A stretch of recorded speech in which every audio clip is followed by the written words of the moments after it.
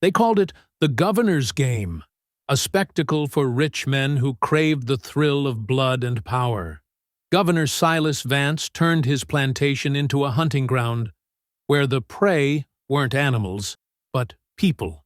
Shackled men released into the swamp at dawn, their screams swallowed by the trees. But this time, one of the runners didn't run. His name was Ben, quiet, watchful, too calm for a man marked for death. The governor didn't know that. Before chains, before capture, before America, Ben had led warriors. He had hunted lions. He had commanded fear itself. When the horns sounded and the riders charged, the forest turned silent. By nightfall, the hunters were the ones disappearing, one by one. And somewhere in that darkness, a whisper rose through the fog. You taught men to hunt what they don't understand. Now learn what it means to be prey.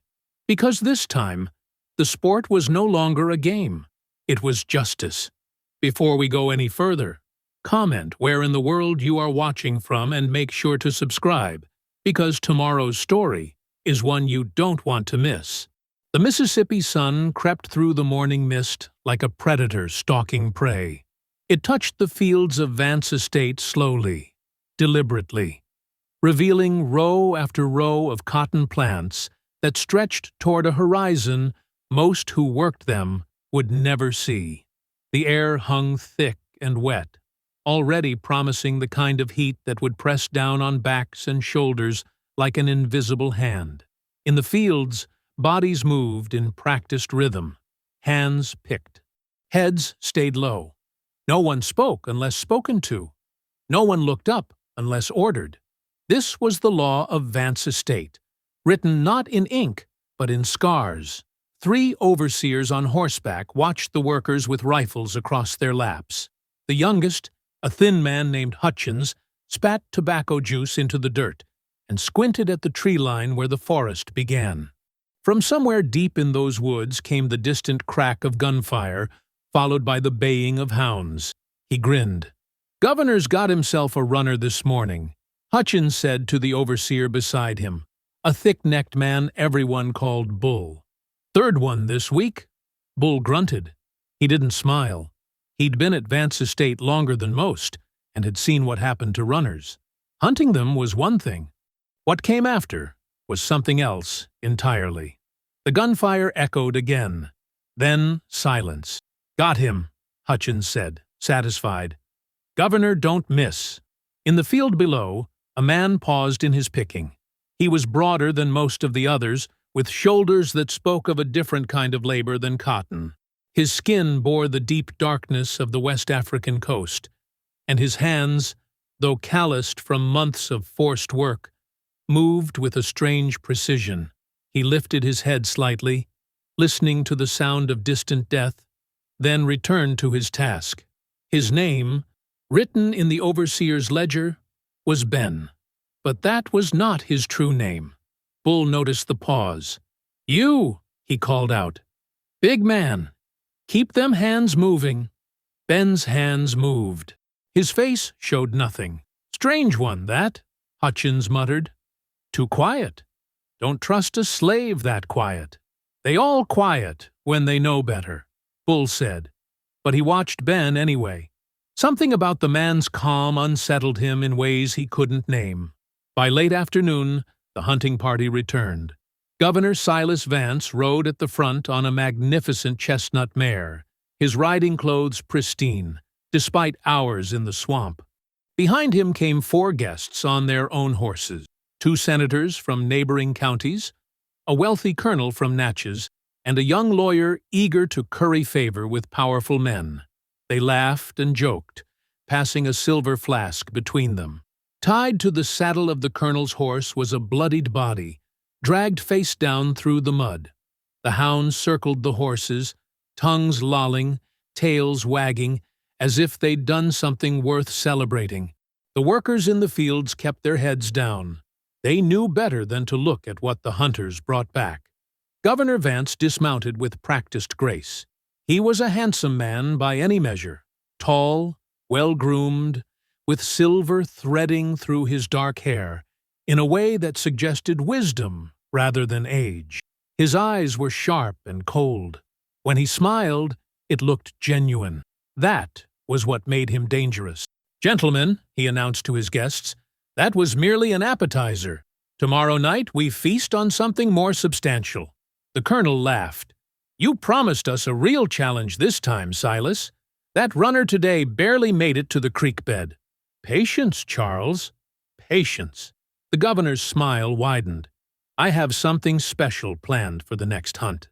A runner who will make you earn your prize." From the porch of the great house, a woman watched the men with an expression carved from marble. Margaret Vance wore a dress of deep green silk, her auburn hair pinned elegantly beneath a lace cap. She stood perfectly still, hands folded at her waist, the picture of southern grace. Only her eyes moved, tracking the bloodied body being untied from the saddle. She said nothing. She had learned, long ago, that words changed nothing. Silas noticed her watching. He waved, his gesture magnanimous, performative. She nodded once and turned away, disappearing into the shadows of the house. That evening, the great house blazed with lamplight. In the dining room, crystal glasses caught the glow of chandeliers as servants brought course after course of rich food. The hunting party had been joined by additional guests from neighboring estates, all eager to participate in what Governor Vance called sport. At the head of the table, Silas raised his glass. His voice carried the polished tones of education and breeding. "Gentlemen, I trust you found today's hunt satisfactory. But tomorrow we begin something greater." The governor's game has become famous throughout Mississippi for one reason. We do not hunt the weak. We hunt the defiant. We hunt the proud. We hunt those who believe they can escape what God Himself ordained. The men at the table murmured approval. The young lawyer leaned forward, eager. "And who is tomorrow's runner?" asked one of the senators. Silas swirled his wine, considering. "A recent acquisition, strong as an ox, hardly speaks. But there's something about him, the way he looks at a man, as if he knows something we don't." He laughed. "I think it's time to teach him what he should know instead." "What's his name?" the colonel asked. "The overseers call him Ben. West African, we believe. Came through Charleston on a French slaver. Tried to organize the others on the crossing. They broke 3 whips on his back before he stopped fighting." Silas smiled. "That's the kind of spirit that makes a hunt worthwhile." Margaret sat at the opposite end of the table, silent, untouched food on her plate. She felt the weight of complicity settling over her shoulders like a heavy cloak. She looked down at her hands, pale and soft, and wondered when she had stopped being a person who could do anything but sit in silence. Night fell over Vance Estate like a curtain dropping on a stage. In the slave quarters, small fires flickered outside rough wooden cabins. People spoke in whispers, sharing what little food they had, tending to wounds both old and fresh. Ben sat alone outside his cabin, which he shared with 3 other men. They had learned to give him space. He stared toward the main house where torchlight danced in the windows. The sound of laughter drifted across the distance, foreign and grotesque. He whispered something in a language no one at Vance Estate had ever heard, words that belonged to a kingdom across the ocean, to councils of war held beneath different stars. In the darkness near the main house, the hounds began to bark. Morning broke cold despite the promise of heat to come. Mist clung to the ground like the breath of something dead, reluctant to rise. In the yard between the slave quarters and the main house, a space had been cleared. The dirt there was hard-packed from years of assemblies, auctions, and punishment. It remembered blood. The sound came first, the clank and scrape of chains being dragged across stone, then voices, sharp with command. Overseers emerged from the quarters, pulling 5 men behind them, wrists bound in iron, ankles connected by short lengths of chain that forced them to shuffle rather than walk. Each step was measured, each movement an assertion of control. Bull walked ahead, rifle in the crook of his arm. Behind him came Hutchins and two others, all armed. They positioned the 5 men in a line facing the main house, then forced them to their knees with rifle butts against shoulders. The chains rattled. The men said nothing. Ben knelt fourth in line. His face remained blank, but his eyes moved constantly, tracking every detail. The positions of the overseers, the distance to the tree line, the way the morning light fell through the oaks, creating shadows deep enough to hide in. The door of the great house opened. Governor Silas Vance stepped onto the wide porch, dressed for sport in tailored riding clothes of deep brown leather. His boots gleamed. His rifle, custom-made with silver inlay along the barrel, rested against his shoulder with casual confidence. Behind him came his guests, equally well-dressed, equally eager. They carried weapons that cost more than most men would earn in a lifetime.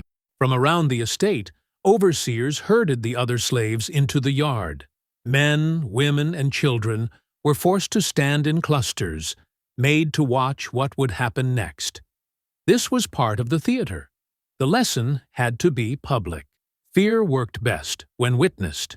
Margaret Vance stood at a second-floor window, partially hidden by curtains. She watched through glass that reflected her face, back at her like an accusation. Silas descended the porch steps slowly, savoring the moment. He walked along the line of kneeling men, studying each one with the practiced eye of someone evaluating property. He paused at the first man, a young field worker with scars across his back from a previous punishment. "This one ran last year," Silas said conversationally to his guests. "Made it 3 miles before the dogs caught him. Let's see if he's learned anything since." He moved to the second man, older, with gray threading through his hair. Strong back, stubborn mind. Should provide some challenge. The third was barely 20, trembling visibly. Silas smiled at that. Fear makes them fast. Sometimes. Then he came to Ben. The governor stopped. He circled slowly, examining Ben from all angles. The other guests gathered closer, curious. Even kneeling, Ben was imposing. His shoulders were broad enough to suggest strength that went beyond field labor. His hands, though bound, remained steady. But it was his face that drew attention. The complete absence of fear, the unsettling calm that seemed to exist independent of circumstance. Silas crouched down to meet Ben's eyes. "You're a quiet one. Overseers tell me you barely speak. Is that true?" Ben said nothing. "But you understand me." "I can see it." Silas tapped the side of his head. "You're thinking. Always thinking. I've seen that look before. You know what happens to slaves who think too much?" Silence. Silas stood, addressing his guests. This one came from the coastal kingdoms. French slaver brought him through Charleston after a raid on one of their villages. The manifest said he fought like a demon on the crossing.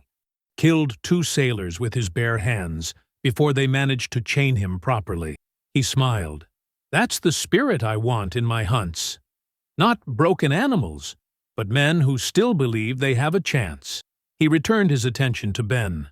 "You've got the eyes of a hunter, boy. Let's see if they help you run." For the first time, Ben spoke. His voice was deep, accented but clear, each word chosen with precision. A hunter always returns to the place where the blood was first spilled. The yard went silent. Even the birds seemed to pause. The statement hung in the air like smoke, its meaning uncertain, but its weight undeniable. The other slaves shifted uneasily. The guests exchanged glances. Hutchins tightened his grip on his rifle. Silas's smile froze on his face. For a moment, something flickered in his eyes. Not fear exactly, but a cousin of it. Recognition, perhaps. The acknowledgement that he had heard something he wasn't supposed to hear. Then he laughed. It was a performance, loud and dismissive, designed to reclaim control. Listen to him, talking in riddles like some kind of prophet. Well, prophet, you'll have your chance to prove your words mean something. All of you will. He stepped back, addressing the assembled slaves. His voice carried across the yard with practiced authority. Watch closely. Watch what happens to those who think they can escape what they are. This is God's order. This is nature. The strong hunt, the weak run, and in the end, justice always catches up. Near the main house, half hidden among the other servants, Elias stood with a crystal decanter in his hands.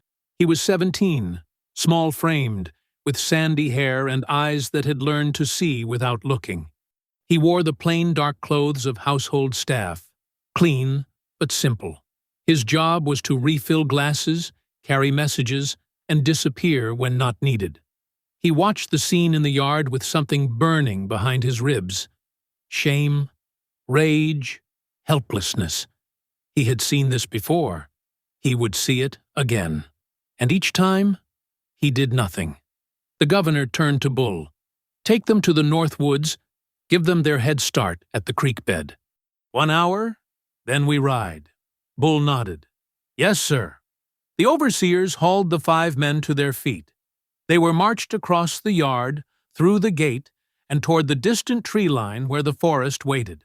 The other slaves were forced to remain standing, made to watch until the figures disappeared into the shadows beneath the trees. Silas returned to the porch where his guests waited. Servants appeared with trays of morning refreshments, sweet rolls, coffee, fresh fruit. The men ate and drank while discussing strategy, comparing weapons, placing friendly wagers on who would make the first kill. Elias moved among them, refilling cups, invisible as furniture. He heard their laughter, their casual predictions of death, their complete lack of doubt that they were doing anything wrong. When he poured wine for the governor, his hand trembled slightly. Silas didn't notice. Margaret watched from her window until she couldn't bear to watch any more. She turned away and sat at her writing desk, staring at blank paper, unable to write anything that mattered. At the edge of the North Woods, by a creek bed where the water ran shallow and clear, the 5 men stood in a rough line. Bull unlocked their chains one by one, dropping the iron into a pile at his feet. The metal rang against metal like a broken bell. You know the rules, Bull said, his voice flat. 1 hour head start. Then the governor and his men ride out. You can run anywhere in the property. Woods, swamps, fields, don't matter. Cross the property line, and the neighboring estates will shoot you for trespass. Stay here, and you get hunted. He paused. Ain't no good choice, but them's your option. He stepped back. The other overseers mounted their horses, rifles ready, but not yet aimed. Bull pulled out a pocket watch and checked the time. Then he raised his eyes to the tree line. Governor'll fire the starting shot when he's ready. Until then, you wait. Minutes passed. The 5 men stood in the weak morning light, free of chains, but not free. The young one was crying silently. The older man stretched his back, preparing muscles for what was coming. Ben remained still, his gaze fixed on something distant and invisible. From across the fields came the sound of hoofbeats. The hunting party approached at a leisurely pace, in no particular hurry. They formed a loose line facing the creek bed, rifles across their laps, dogs straining at their leads. Governor Silas Vance rode at the center. He drew his custom pistol from its holster and held it high above his head. Sunlight caught the silver inlay, making it flash like a signal fire. Gentlemen, he called out to his guests, let the governor's game begin. He fired into the air. The gunshot cracked across the morning like thunder. The 5 men ran. They disappeared into the dense forest as if swallowed whole. The hunt had begun. The early morning mist clung to the trees like wet silk. Ben moved through the underbrush with steps so deliberate they barely disturbed the fallen leaves. While the other runners crashed through the forest in blind panic, he walked as if he had all the time in the world. He paused every few yards to listen, not just for pursuit, but for the forest itself. The way birds shifted in the branches, the direction of the wind, the distant sound of water moving over stone. These were the things that mattered. These were the things that kept a man alive. Behind him, back at the creek bed, he could hear the hunters mounting up. Their laughter carried through the trees like the cawing of crows. They were in no hurry. They believed they had already won. "Should have it wrapped up by noon." "I'll take the young one. Looked like he could run." $20 says I bag 2 before sundown." Their voices faded as Ben moved deeper into the woods. He crossed a small stream, stepping on rocks to avoid leaving tracks in the mud. On the far side, he found what he was looking for. A game trail, narrow and winding, used by deer and wild pigs.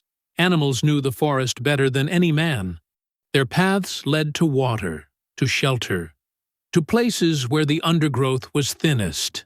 He followed the trail for half a mile before he heard crashing through the brush to his left. One of the other runners appeared, the young one who had been crying at the creek bed. His face was streaked with tears and dirt, his breathing ragged with terror. "Please," the young man gasped.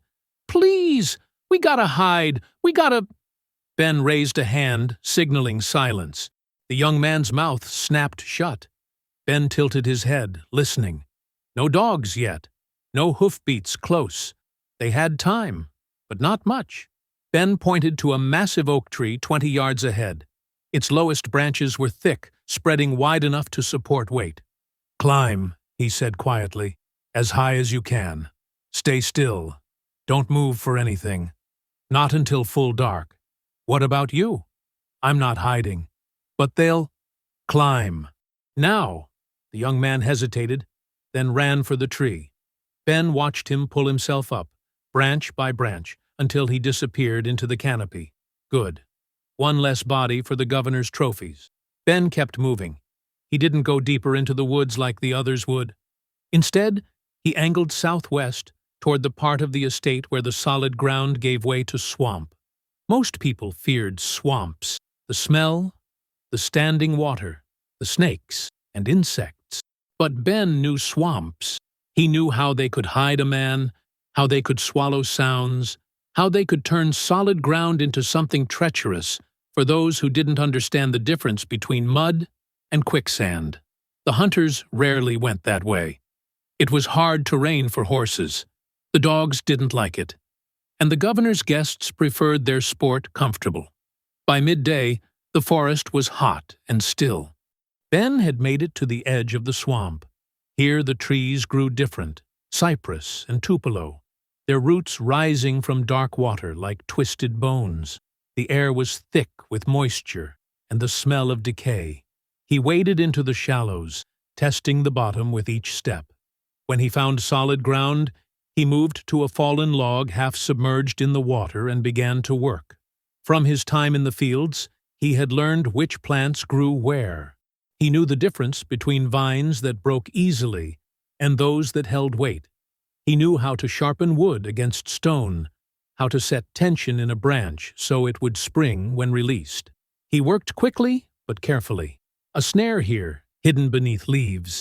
A sharpened stake there, angled upward and camouflaged with moss.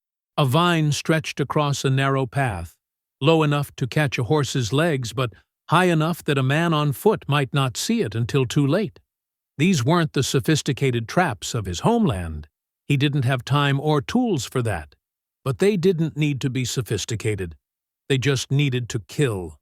From somewhere to the north, a gunshot cracked through the humid air, then another.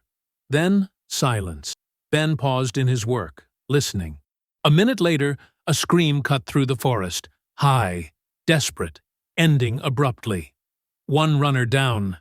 Ben returned to his work. He had maybe 4 hours before the hunters expanded their search pattern. 4 hours to prepare the ground. By the time the sun began to sink toward the western horizon, he had covered a 1/4 mile of swamp edge with traps and false trails. He used broken branches to suggest passage where there was none. He disturbed the mud in places that led to deep water. He left just enough sign to draw curious eyes.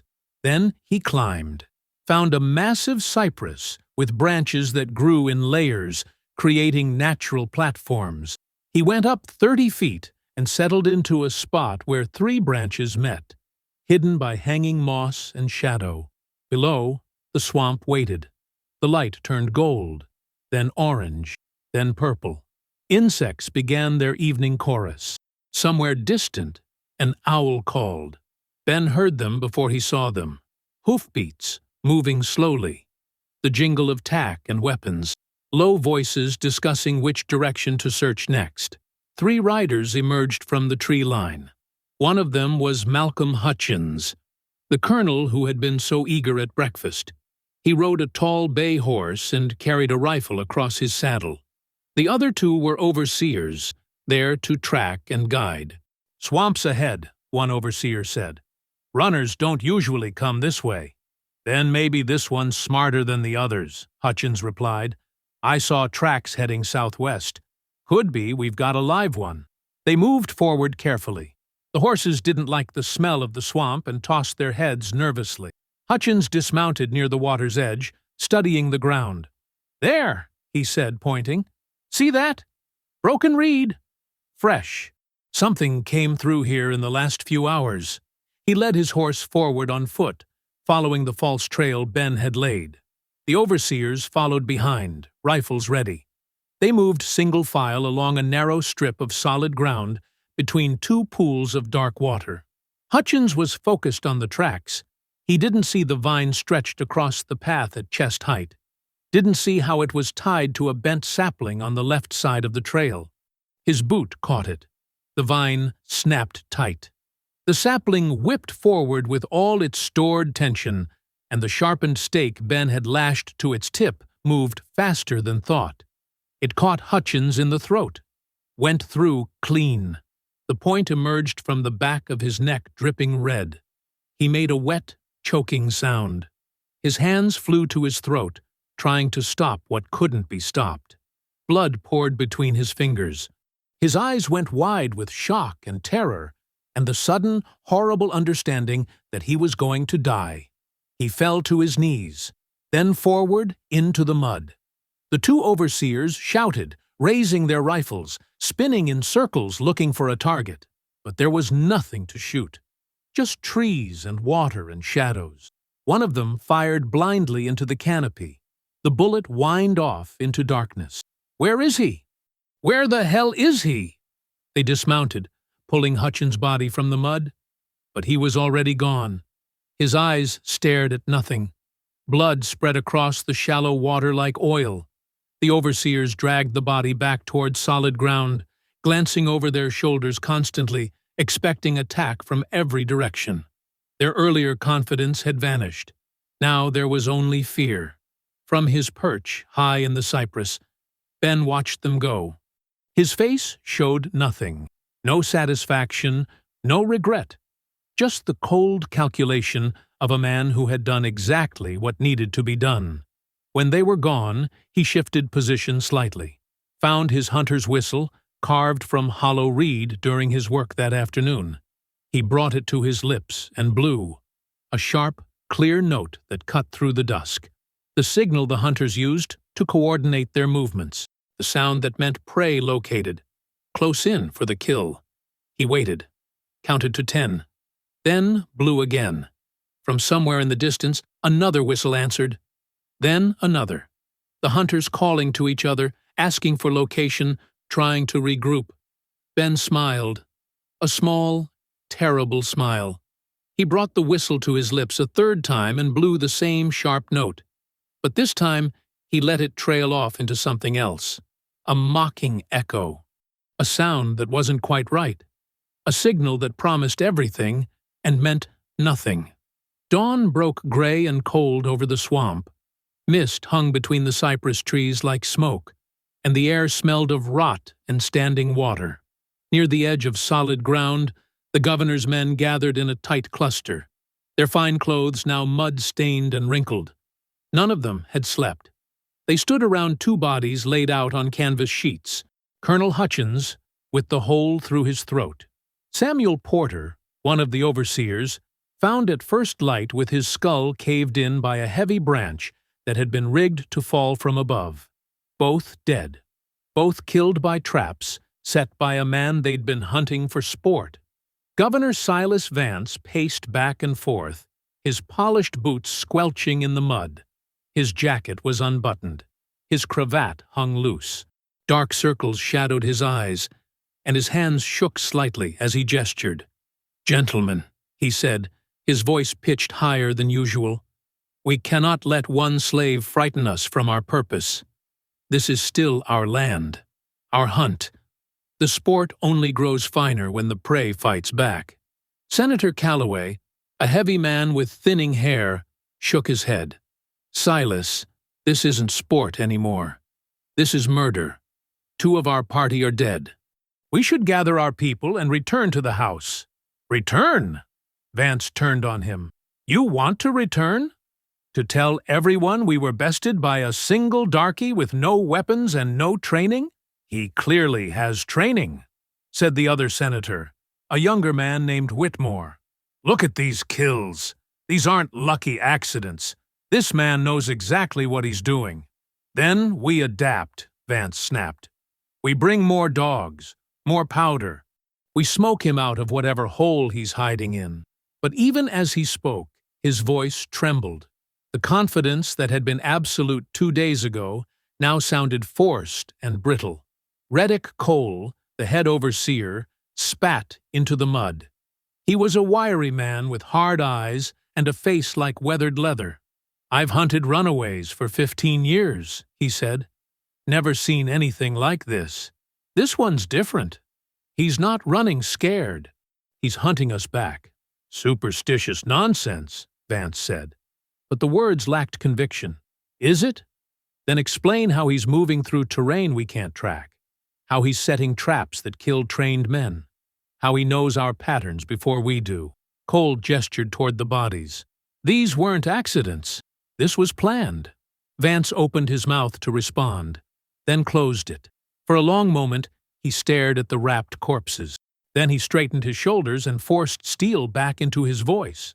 "We continue. Send word to the lodge. I want every dog we have, fresh powder and shot.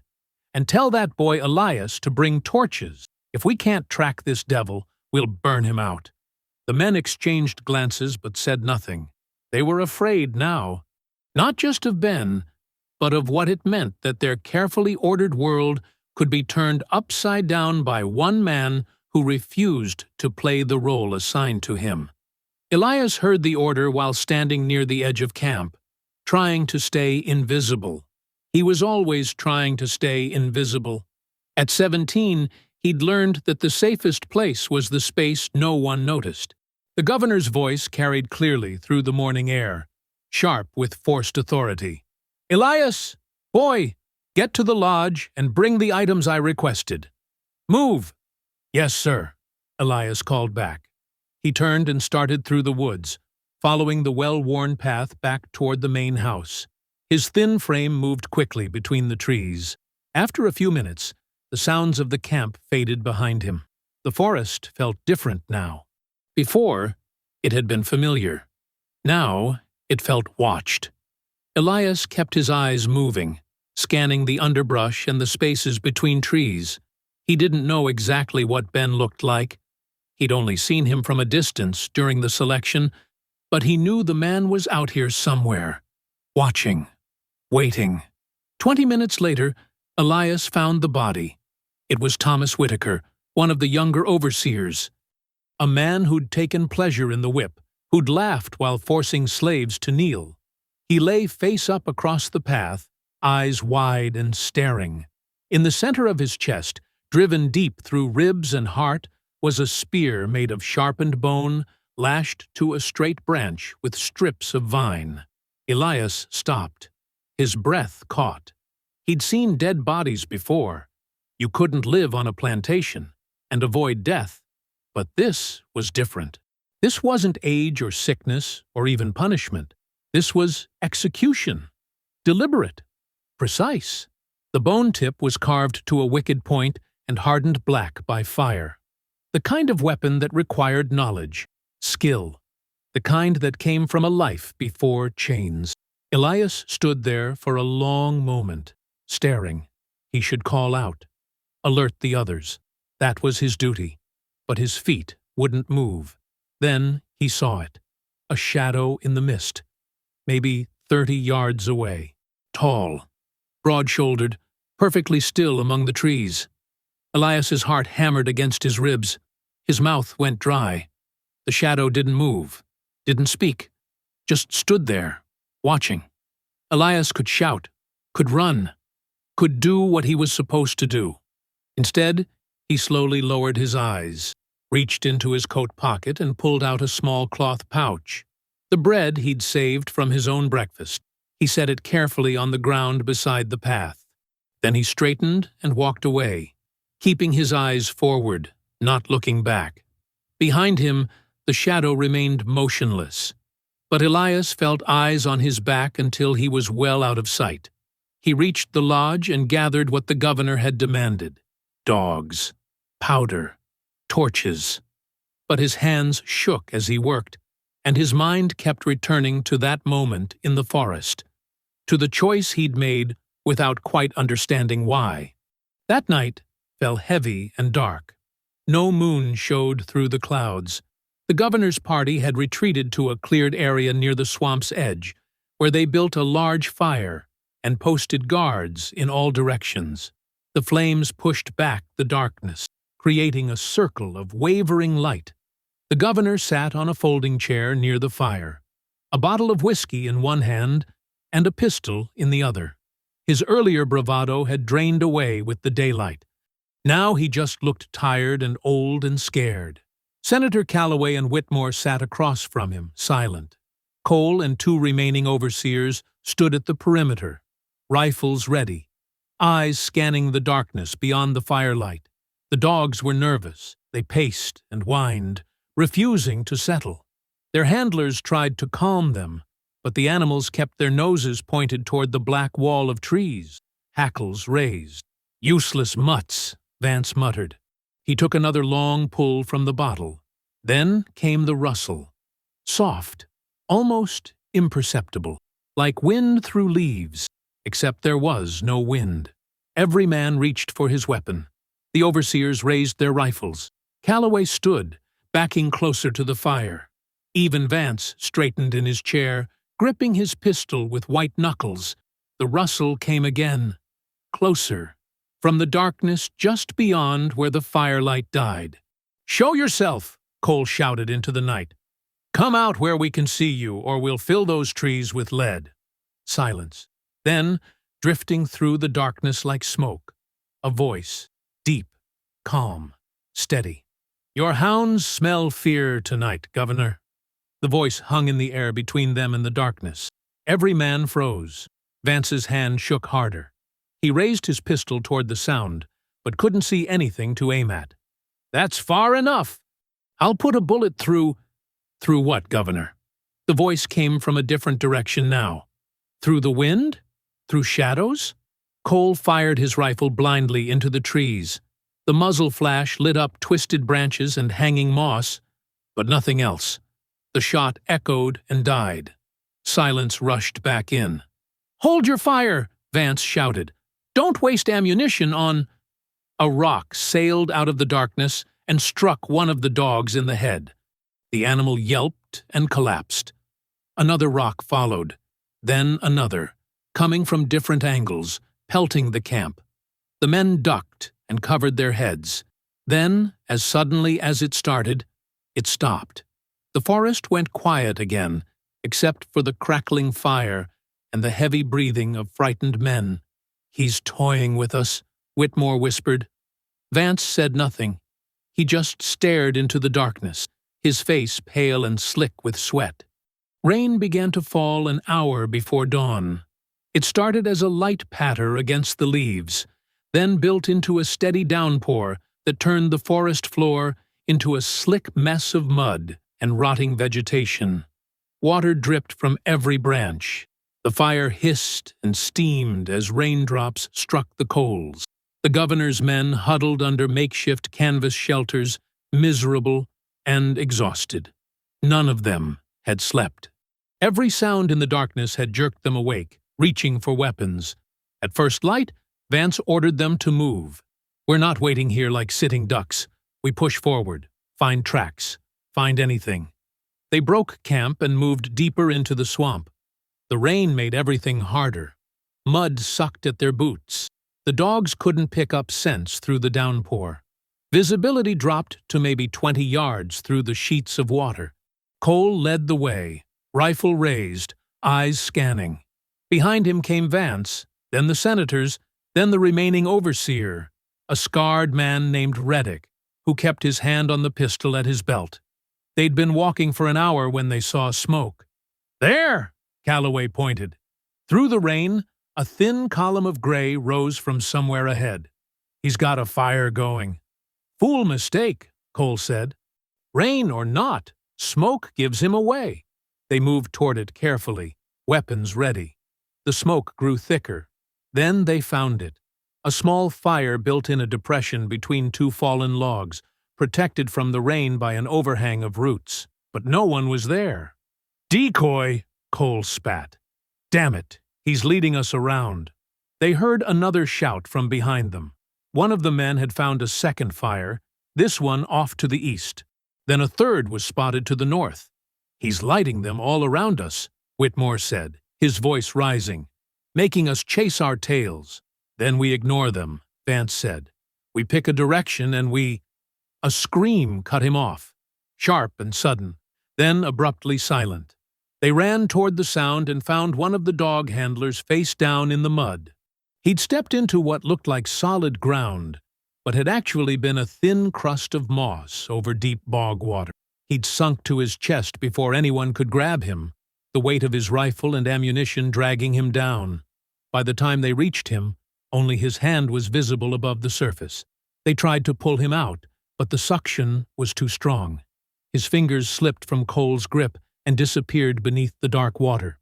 "God Almighty!" Calloway whispered. "God Almighty!" From somewhere in the rain-soaked forest came a sound, low and rolling, almost like a bird call, but wrong somehow, hollow and echoing. The remaining dogs went crazy, barking and straining against their leads. Then another call answered it. Then another, coming from different directions, surrounding them. "That's not birds," Reddick said. "That's him. He's calling to something." "There's only one of him," Vance shouted. "One man. Stop acting like children afraid of the dark." But his voice cracked on the last word.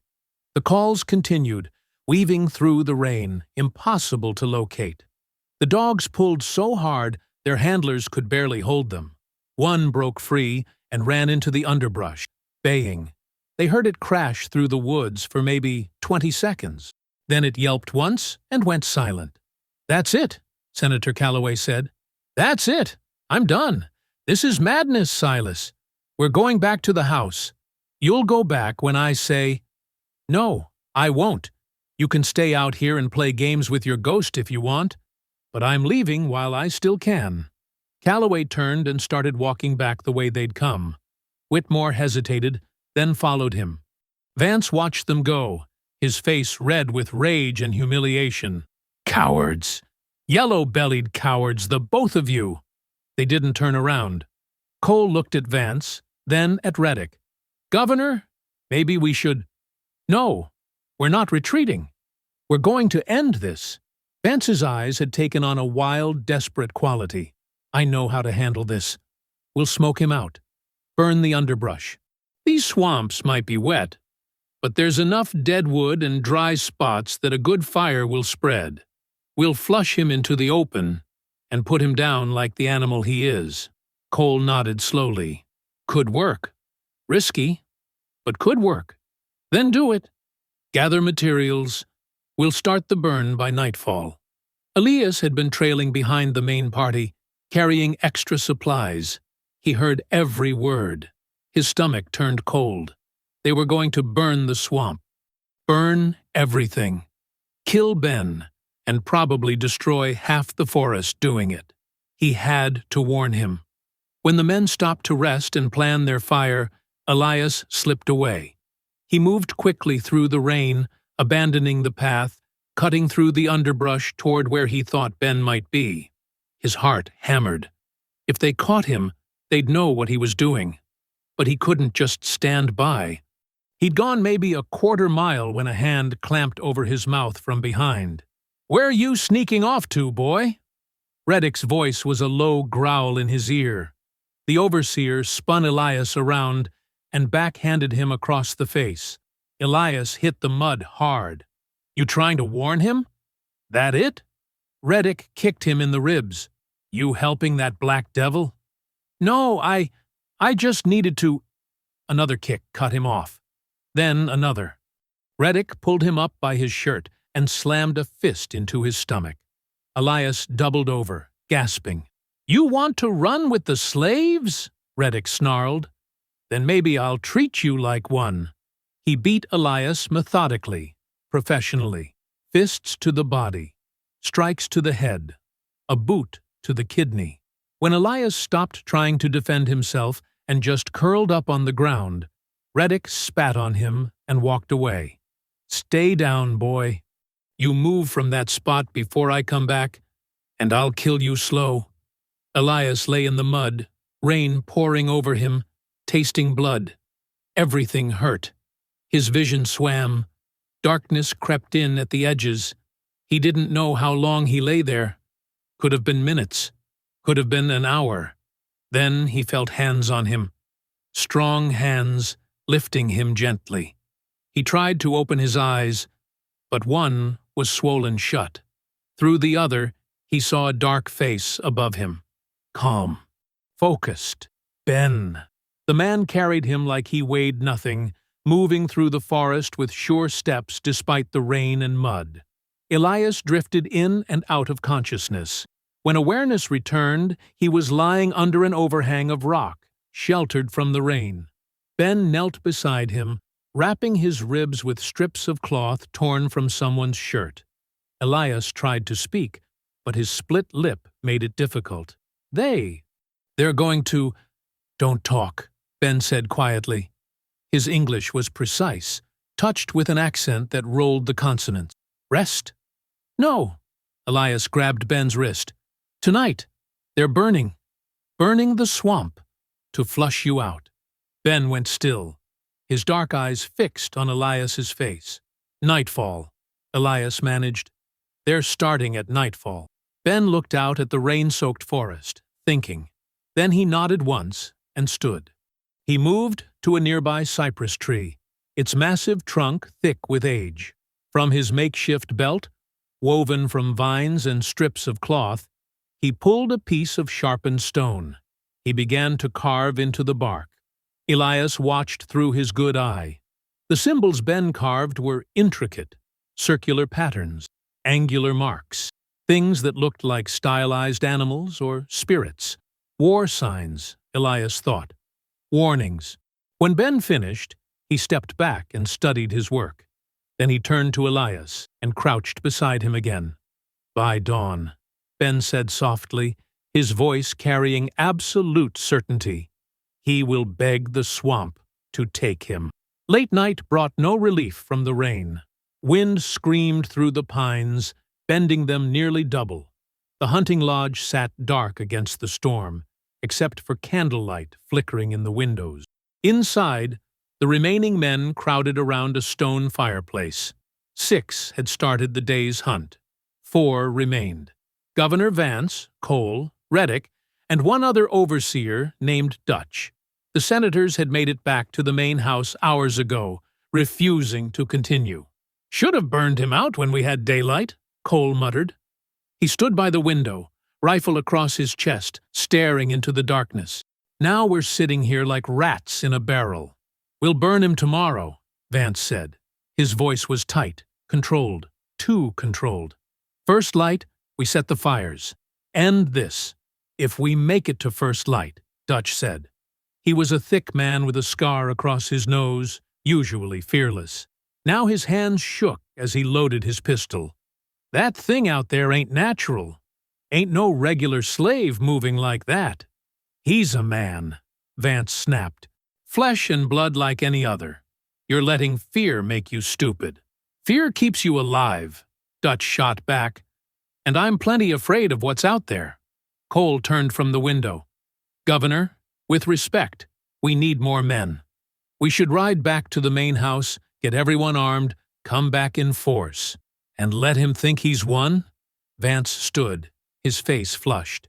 "Let him believe he can make us run? No. We hold here. Come morning, we hunt him down properly." "2 men are dead," Cole said. "Another missing. The dogs are gone. At what point do we admit this hunt went wrong?" "It hasn't gone wrong. It's simply taken an interesting turn." Vance poured himself whiskey with hands that trembled slightly. "We anticipated sport. We received it.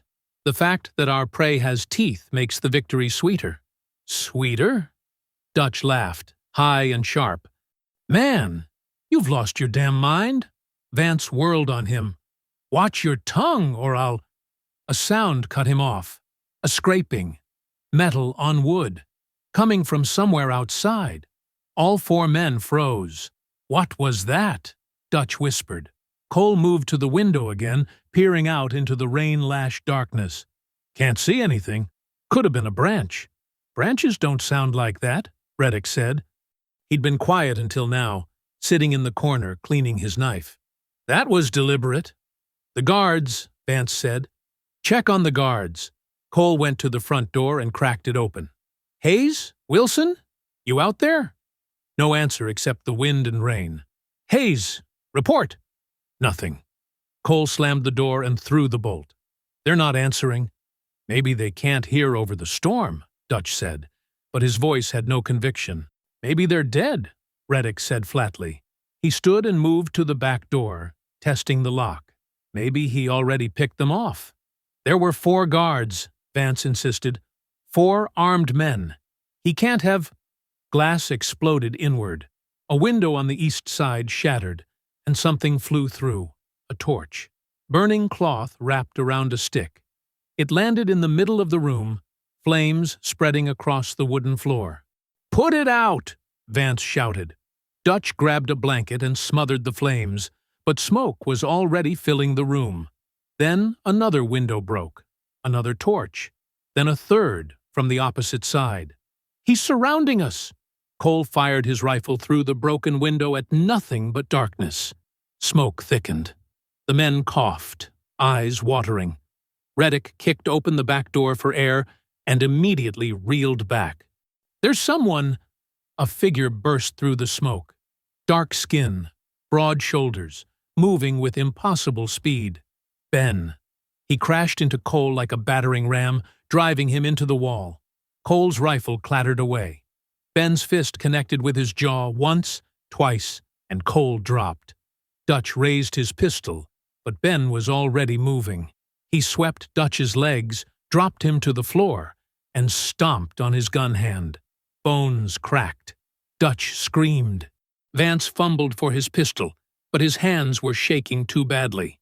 Ben crossed the room in 2 strides and grabbed him by the throat, lifting him off the ground. The governor clawed at Ben's arm, gasping. "Outside," Ben said. His voice was utterly calm. "Now." He dragged Vance through the back door into the pouring rain. The governor stumbled, fell to his knees in the mud. Ben hauled him to a wooden post that supported the lodge's rear overhang and slammed him against it. From somewhere he produced rope, probably taken from the guards, and bound Vance's wrists behind the post, then his ankles. Inside the lodge, Dutch was still screaming. Cole groaned, semi-conscious. Smoke poured from the windows. Vance struggled against the ropes. "You can't— This is— I'll have you—" Ben crouched in front of him. Rain poured over them both. In the flickering light from the burning lodge, Ben's face was carved stone. No anger, no rage, just absolute certainty.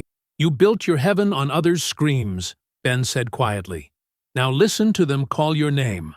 From inside came shouting. Dutch and Cole had recovered enough to move.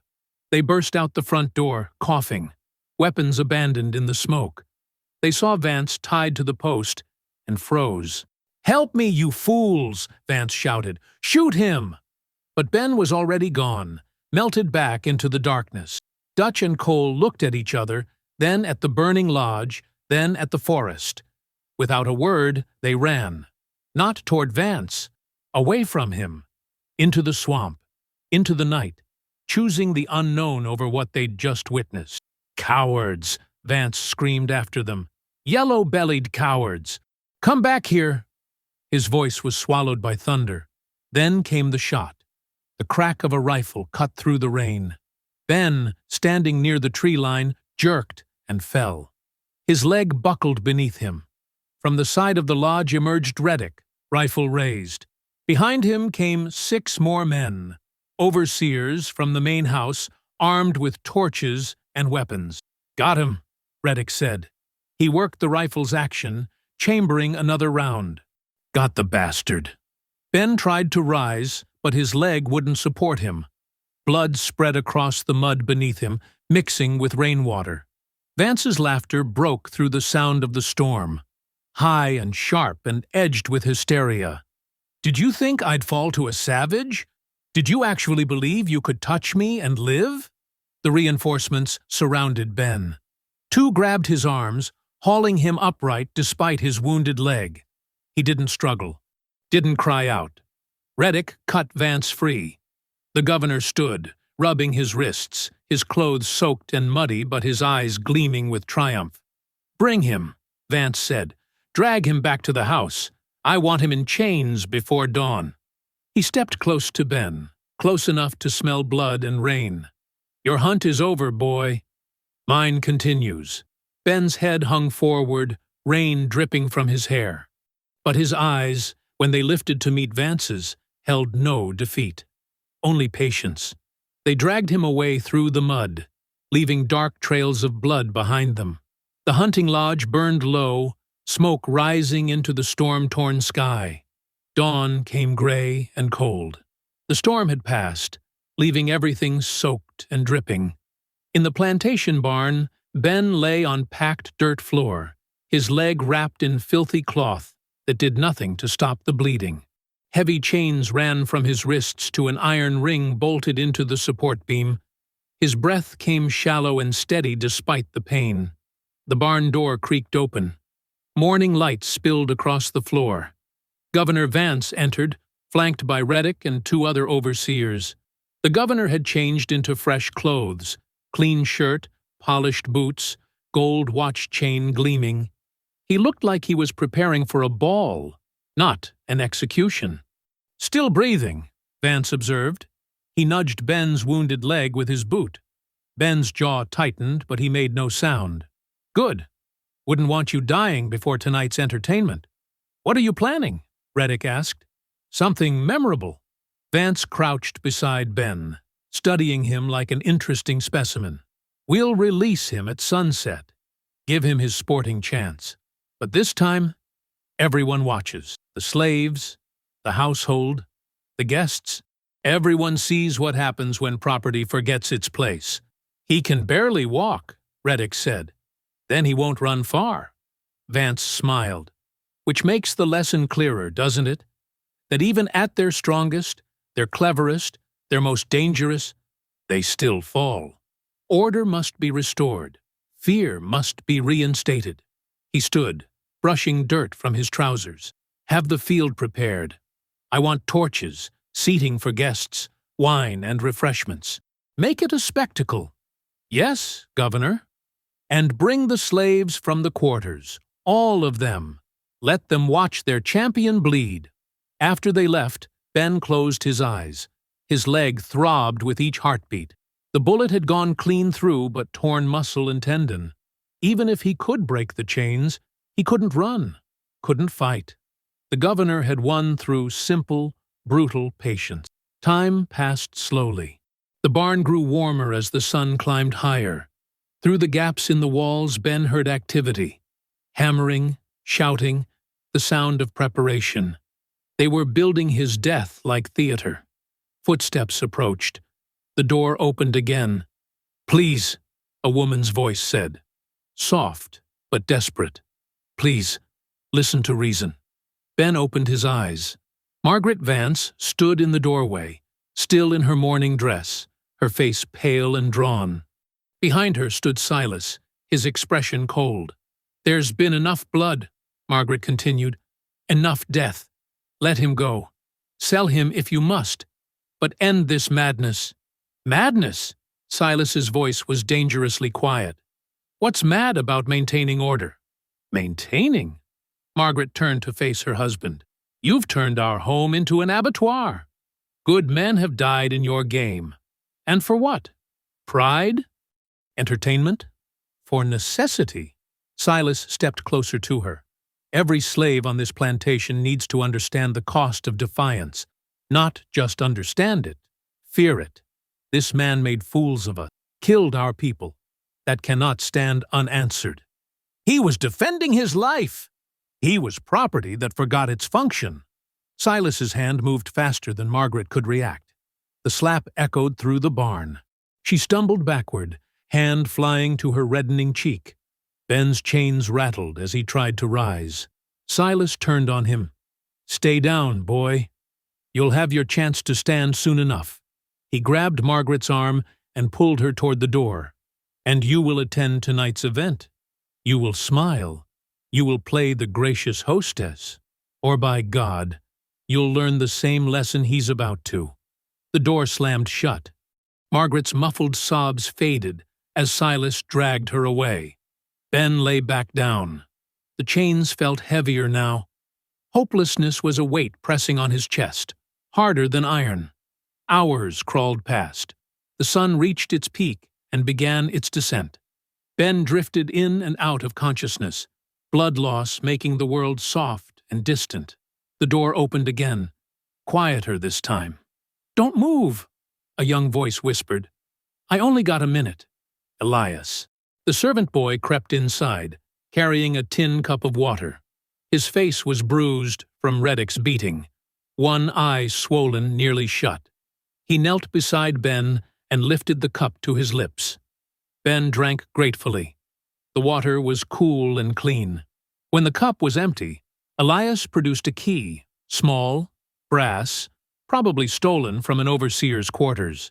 "I can unlock the wrist chains," Elias said. "Just for a moment. Get the blood flowing again before tonight." He fit the key into the lock and turned it. The manacles sprang open.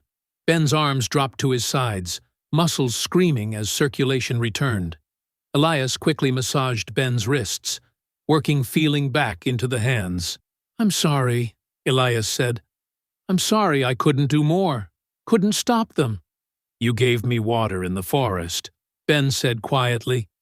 His accent was thicker now, exhaustion pulling at his words. "You warned me about the fire. You have done more than most would dare. It wasn't enough. It kept me alive." Ben looked at the boy, really looked at him, saw the bruises, the fear, the desperate need to do something good in a world built on evil. "This must end tonight." "I know." Elias glanced toward the door. "The governor's planning something terrible. He's making it into a celebration. Wine, music, guests from 3 counties. He wants everyone to see you die. Then everyone will see." Ben's hands closed into fists, testing their strength. "But not what he expects." "What do you mean?" "The signals I taught the others, the drum patterns, the hand signs. Do they remember?" Elias nodded slowly. "I think so. I've seen them using them when the overseers aren't looking." "Good." Ben reached out and gripped Elias's shoulder. "When the hunt begins, stay close to the main house, near the water barrels. When you see smoke, soak yourself and run for the road. Don't look back. You're planning something." "I'm ending something." Ben released him. "Now lock the chains again before someone comes." Elias hesitated, then secured the manacles. The metal clicked shut. He stood and moved to the door. "Elias!" The boy turned back. "Thank you." The boy nodded once and slipped outside. Sunset came painted in orange and red. Ben heard the gathering crowd. Laughter, conversation, the clink of glasses. Through the barn walls, he saw torchlight flickering. The spectacle was assembling. Footsteps approached. Many of them. The door swung wide. Reddick entered with 4 other men, all armed. "Time to perform, boy." They unchained him from the beam, but left his wrists bound. Two men grabbed his arms and hauled him upright. His wounded leg buckled, but they held him up, half dragging him toward the door. Outside, the scene was grotesque. The main field had been transformed into an amphitheater of cruelty. Chairs arranged in semicircles for the white guests, standing room behind for the slaves, forced to watch.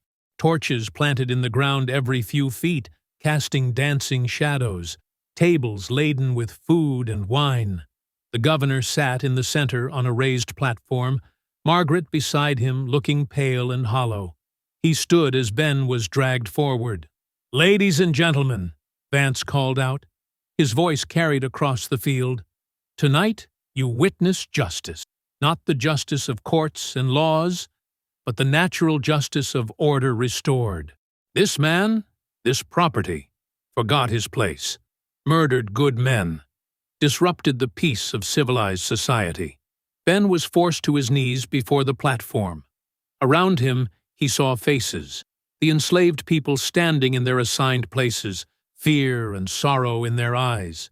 But underneath, in the slight movements of hands, the positioning of bodies, he saw readiness. "We give him one final hunt," Vance continued, "one last chance to run. And when we catch him, as we inevitably will, let his fate remind us all that some things are immutable, some hierarchies are natural, some people are born to rule." He raised his pistol. "And some are born to serve." The crowd fell silent. Vance aimed the pistol at the sky. Among the slaves, hands moved in signals Ben had taught them, quick, deliberate, passing messages through the crowd faster than the overseers could notice. Vance pulled the trigger. The shot cracked through the evening air, and at that exact moment, flames erupted along the edges of the field, not from the torches, from the cotton storage barns, from the stables, from the fence lines where dry grass met old wood. Fire spread faster than any man had planned, faster than should have been possible, because it hadn't been planned by the governor. The slaves had planned it. Chaos exploded across the plantation as the flames climbed higher into the darkening sky. The gunshot still echoed across the field when the flames erupted. For a heartbeat, everyone froze. The white guests turned toward the sudden walls of fire rising from the cotton barns. The overseers reached for weapons that weren't there. They'd left their rifles at the stables, now consumed by orange light. The governor stood on his platform, his pistol still pointed at the sky, confusion replacing his theatrical confidence. Then the screaming started. "Fire!" someone shouted. "The barns are burning!" "The stables, too!" How? But Ben already knew how. The signals he'd taught the others during months of watching, waiting, preparing. The hand signs passed through work gangs, the drum patterns hidden in the rhythm of tool strikes. Every moment of apparent submission had been preparation. Every quiet conversation a piece of strategy. The slaves moved as one. Those assigned to the back fields cut the ropes holding the main gate closed and pushed it shut, driving wooden stakes through the latch. Men and women who'd been forced to stand and watch suddenly blocked the paths leading to the main road. Others ran toward the well pumps, not to fight the fires, but to tip the water barrels into the dirt, making the ground too muddy for horses to gain traction.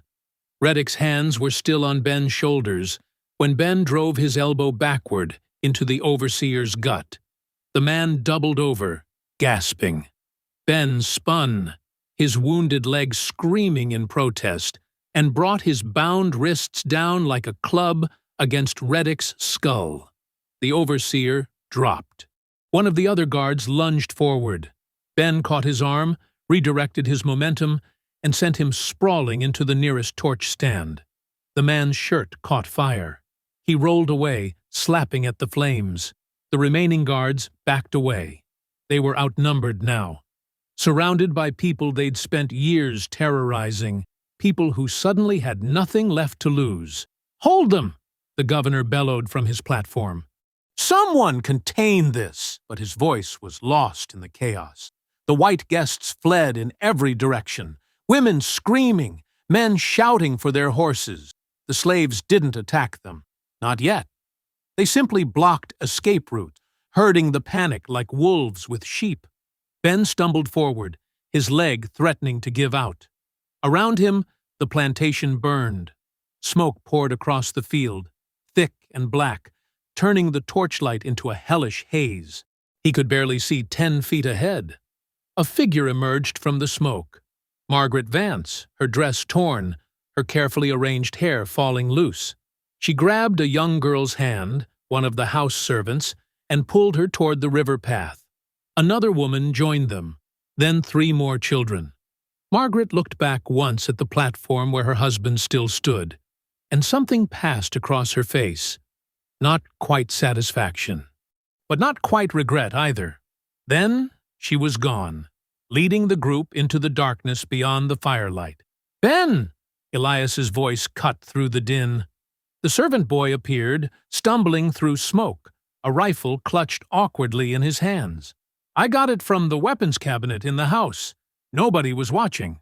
Ben held out his bound wrists. Elias understood immediately, and used the rifle's stock to smash the chain connecting the manacles. The metal broke after 3 hard strikes. Ben's hands were still cuffed, but now separate, giving him freedom of movement. "The slave quarters," Ben said. His voice was rough from smoke. The children first. They moved together through the chaos. The quarters stood on the eastern edge of the plantation, away from the main fires but already filling with smoke. Elias used the rifle's barrel to break the locks on the cabin doors, while Ben pulled people out. Mothers clutching infants, old men too weak to run on their own, children who'd never known anything but these walls. "Go to the river," Ben told them. "Follow the north bank. Don't stop until you reach the Freeman settlement." "They'll track us," an old woman said. Fear trembled in her voice. "No." Ben looked back toward the main field. "They're going to be too busy surviving." One of the overseers appeared, running toward them with a pistol. Elias raised the rifle, his hands shaking. The overseer fired first. The bullet went wide, cracking into a fence post. Elias pulled his own trigger. The shot took the overseer in the shoulder, spinning him around. He hit the ground and didn't get up. Elias stared at the rifle in his hands, his face pale. "Keep moving," Ben said. Not harsh, almost gentle. "There's no going back now." The boy nodded and ran toward the next locked door. More slaves joined them as they worked through the quarters. Some grabbed tools, hoes, hammers, anything that could be a weapon. Others just ran for freedom, disappearing into the smoke and darkness. The organized rebellion was becoming chaos, but it was chaos that served their purpose. The governor's voice rose above the crackling flames. "Rally to me! All loyal men, rally!" Ben limped toward the sound. Through the smoke, he could see Vance on his platform, still trying to command his collapsing world. A few men gathered around him, overseers, guards, guests who'd been too slow to escape. Maybe a dozen in total. They formed a rough circle, weapons drawn. "We hold the center," Vance shouted. "They're animals. They'll lose organization. We hold, and then we take back what's ours." But even as he spoke, another building caught fire. The main house itself, flames climbing the white pillars like vengeful spirits. Someone had set it from the inside. Vance's face contorted with rage and dawning terror. He looked around at his burning empire, at the slaves who'd become an army, at the night sky turned orange with destruction. Their eyes met across the smoke-filled field. Ben and the governor, prey and predator. The man who'd built his heaven on screams, and the man who'd been forced to learn its language. Vance broke first. He jumped from the platform and ran. Not toward his men, not toward the house, toward the tree line on the western edge, where the cultivated land gave way to wild forest, toward the swamp where the first hunt had begun. Ben watched him go, counted to 3, let the governor believe he had a lead. Then he followed. His leg burned with every step, but he forced himself forward. Behind him, Elias called his name, but Ben didn't stop. This wasn't the boys' fight anymore. This was something older, something that had started years ago on a different shore, in a different life. The forest swallowed them both, hunter and hunted, illuminated by the burning fields at their backs. The swamp welcomed them like an old, patient god. Moonlight caught on the surface of black water, turning it silver in patches where the canopy opened overhead. Cypress trees rose from the murk like ancient sentinels, their roots twisting through mud that could swallow a man whole. The air hung thick and wet, carrying the smell of decay and growth tangled together, the scent of things ending and beginning in the same breath. The governor crashed through the underbrush ahead, his expensive boots sucking at the mud with every desperate step. Branches tore at his fine coat. Thorns raked his face. He'd lost his hat somewhere in the first 100 yards. His pistol had slipped from his grip when he'd tried to vault a fallen log and landed face first in stagnant water instead. "Help!" His voice cracked as he screamed into the darkness. "Anyone! I'm Governor Silas Vance. There's gold for whoever helps me." The swamp swallowed his words. Nothing answered except the chirp of tree frogs and the distant splash of something moving through water. Something that might have been an alligator, or might have been something else. Vance stumbled forward, his breath coming in ragged gasps. Behind him, the orange glow of the burning plantation painted the sky. Smoke rose in thick columns, visible even through the trees. Everything he'd built, everything he'd owned, turning to ash while he ran like a common criminal through mud and darkness. It wasn't supposed to end like this. He was supposed to be untouchable, protected by law, by wealth, by the natural order of things. The strong ruled the weak. That was God's design, wasn't it? That was civilization, and he was strong. He'd always been strong. "I'll pay," he shouted again. "Gold, land, whatever you want." A sound came from behind him. Not close, but not far either. The crack of a branch, the whisper of movement through water. Vance spun, his eyes wide, searching the darkness. Shadows moved between the cypress trunks. Or maybe they didn't. Maybe his mind was creating shapes from nothing, from fear, from the knowledge that something hunted him through terrain he'd only ever seen from horseback during his carefully orchestrated games. He ran again. His lungs burned, his legs screamed. The mud seemed to grab at him with every step, trying to pull him down, to hold him in place for whatever followed. The voice came from everywhere and nowhere. The hunter returns to the place where the blood was first spilled.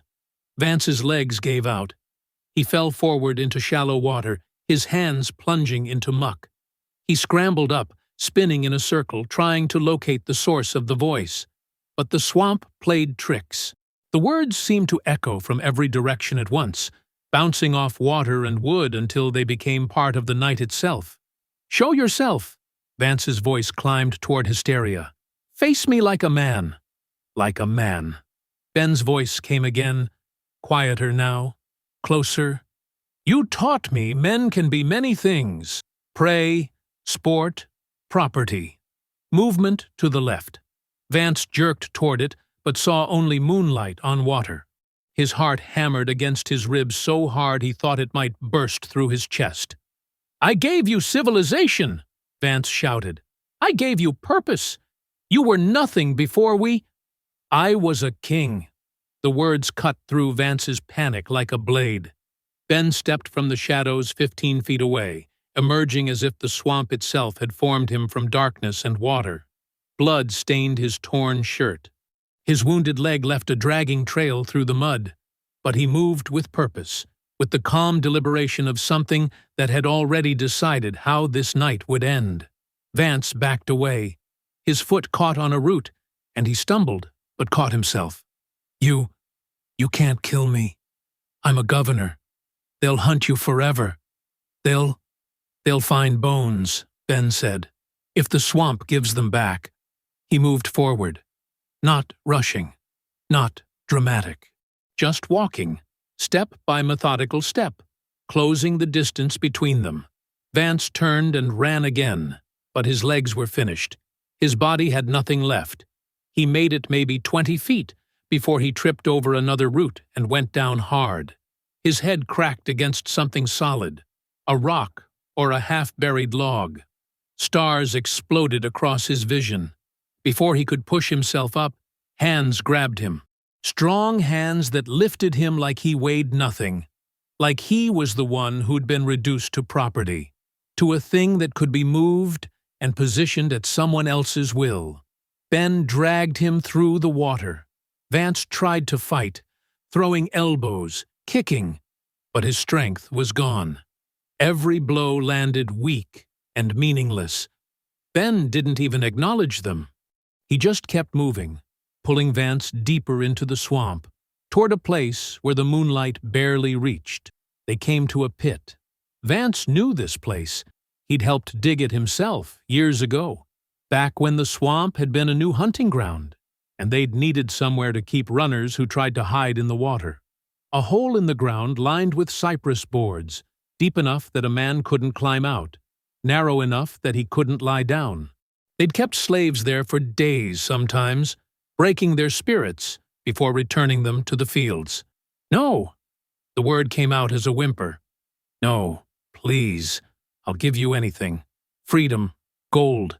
I'll write the papers myself. You can go north. I'll give you money. Ben dropped him. Vance's back hit the mud at the pit's edge. He scrambled backward, but Ben was already there, standing over him, blocking any escape. "Mercy!" Vance gasped. Tears ran down his face, mixing with mud and blood. All his refinement, all his careful breeding, stripped away by pure animal terror. "Please, I'm begging you. Mercy." Ben stared down at him. His expression didn't change. No anger, no satisfaction, just that same terrible calm that had unnerved everyone from the moment he'd arrived at the plantation. "Mercy died with the first scream you ignored," Ben said. He grabbed Vance by the collar and dragged him to the pit's edge. The governor tried to grab onto roots, onto anything, but Ben was stronger, had always been stronger. The difference was that now, the chains were gone. Ben pushed him over the edge. Vance fell 6 feet and landed hard on the wooden bottom. His ankle twisted. Pain shot up his leg. He looked up at the circle of sky above him, at Ben's silhouette against the moonlight. "Wait! We can—" Rope fell into the pit. Heavy rope, old and frayed. The same rope that had bound runaway slaves in this exact spot. Ben climbed down just far enough to reach Vance, then pulled his arms behind his back and tied them. Rough knots, tight knots, the kind that wouldn't loosen no matter how much someone struggled. Then Ben climbed back out. "Don't leave me here!" Vance's voice cracked completely. "The fire's spreading. The swamp will burn. You'll kill me!" Ben looked down at him one last time. "You killed yourself," he said quietly. "Years ago, when you decided screams were music." He turned and walked away. Vance's screams followed him, pleas and threats and prayers all tumbling together into meaningless noise. The swamp absorbed them, just like it had absorbed so many others. Ben limped through the darkness, heading east where the land rose, and the water gave way to solid ground. Behind him, the sky grew brighter as the fires spread. Orange light crept through the trees, turning the swamp into something from a nightmare. Heat touched the back of his neck. The screaming continued for a while. Then it didn't. As dawn approached, the swamp grew silent. The fires had reached the water's edge and stopped there, hissing as wet wood fought against flame. Steam rose in white columns, drifting through the trees like ghosts searching for somewhere to rest. Ben kept walking. The sun would rise soon, and when it did, he would be somewhere else. someone else. The hunter returned home. The sun rose weak and pale through curtains of smoke. Ash drifted down like gray snow, settling on everything: the ruined buildings, the trampled fields, the bodies no one had claimed yet. The plantation that had stood for 3 generations was gone. Only blackened timbers remained, still smoldering, still hissing when morning dew touched them. The survivors moved through the wreckage like ghosts. They didn't speak much. Words felt too heavy, too complicated for what had happened. Instead, they worked in silence, picking through what remained, gathering anything useful. A cooking pot here, mostly undamaged. A bundle of blankets there, singed at the edges but still good. Tools that had survived the flames. Food from the storehouse that the fire hadn't reached. Elias moved among them, his young face aged overnight by what he'd seen. His left arm hung in a makeshift sling, injured when part of the barn had collapsed. But he kept moving, kept helping, organizing the chaos into something that might allow these people to survive the journey ahead. "The boats leave at noon," he told a woman cradling 2 small children. "The captain owes me a favor. He'll take you as far as Cairo if you can make it from there." She nodded without meeting his eyes. Trust came hard after a lifetime of broken promises. Near what had been the main house, Margaret Vance sat on a scorched bench, staring at nothing. Her fine dress was torn and filthy. A bandage wrapped her shoulder where burning debris had struck her during the escape. Her hands rested in her lap, motionless, as if they'd forgotten their purpose. Someone had told her about Silas, about what they'd found in the swamp pit when the fires cooled enough to search. She hadn't responded, hadn't cried, hadn't asked for details. She just sat there, looking east toward the river, toward somewhere that wasn't here. Elias approached carefully. "Ma'am," he said softly, "the boat. You should come with us." Margaret's eyes moved to him, but didn't seem to register his presence. "I wanted to stop him," she whispered. "Years ago. I wanted to say no. I know. But I didn't." Her voice cracked. "I let it happen. Every time. I heard the screams and I just closed my eyes." Elias didn't know what to say to that. He was 17. He didn't have wisdom for this kind of guilt, this kind of reckoning.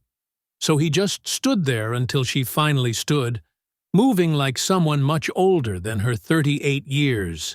"The boat," she repeated. "Yes, somewhere else." Ben sat at the forest's edge, his back against a sweet gum tree, watching the activity from a distance. His wounded leg was wrapped in cloth torn from someone's abandoned shirt. Burns marked his arms and face where flames had gotten too close during the final push through the burning fields. Every breath hurt where smoke had damaged his lungs, but he was alive. And more than that, he was whole in a way he hadn't been since the chains first closed around his wrists years ago. Elias found him there an hour before the boats were scheduled to leave. The young man carried a bundle of food wrapped in burlap. He sat down without asking permission, wincing as his own injuries protested the movement. "They're ready," Elias said. "The boats. 37 people, counting the children." Ben nodded. "Good. You should come. Up north, you could—" "No." Ben's voice was firm, but not unkind. "My path goes different. They'll come looking. When word spreads about what happened here, they'll send hunters. Let them come." Ben met his eyes. "This is my ground now." Elias understood. Some things couldn't be explained, only accepted. He pulled a folded piece of paper from his pocket. "I wrote this, for the newspapers in the north. What really happened here. What the governor did. What you—" He hesitated. "What you had to do." Ben took the paper but didn't open it.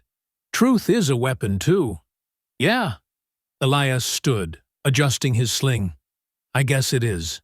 They didn't shake hands, didn't embrace. The moment didn't call for theatrical gestures. Elias just nodded once, turned, and walked back toward the gathering of survivors preparing to leave.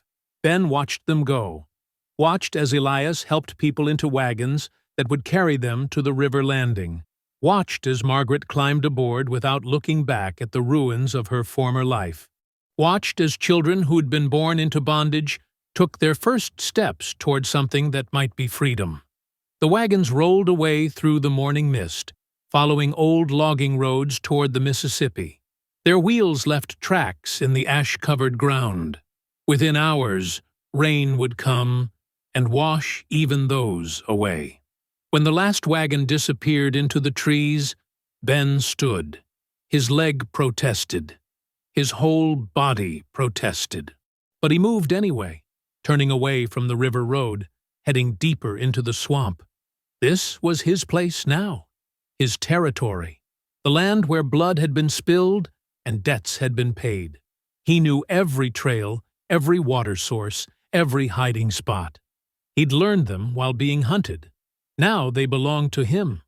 He limped through the cypress groves, past the places where men had died, past the pit where a governor had learned what fear tasted like. The swamp accepted him. The birds didn't flee at his approach. The water didn't reject his footsteps. He found a high point where the land stayed mostly dry even during floods. Spanish moss hung from ancient oaks. A clear stream ran nearby. From here he could see anyone approaching long before they saw him. Ben gathered wood, built a shelter, set snares for food. Not because he planned to stay forever, but because a warrior needed a base camp, a place to return to between battles, because he knew there would be battles. Men like the governor didn't exist alone. They grew in clusters, feeding off each other's cruelty, justifying each other's sins. And when word spread about what happened at Vance Plantation, some would want revenge. Others would want to prove it couldn't happen to them. Let them come. The swamp would teach them the same lessons it had taught their predecessor. As evening approached, Ben carved something into the bark of the largest cypress tree. Letters he'd learned from watching Elias practice his writing. Crude, but readable. A hunter always returns. Then he moved deeper into the shadows, becoming part of the landscape, part of the legend that was already beginning to spread. I hope you found that story powerful. Leave a like on the video and subscribe so that you do not miss out on the next one. I have hand-picked 2 stories for you that are even more powerful. Have a great day.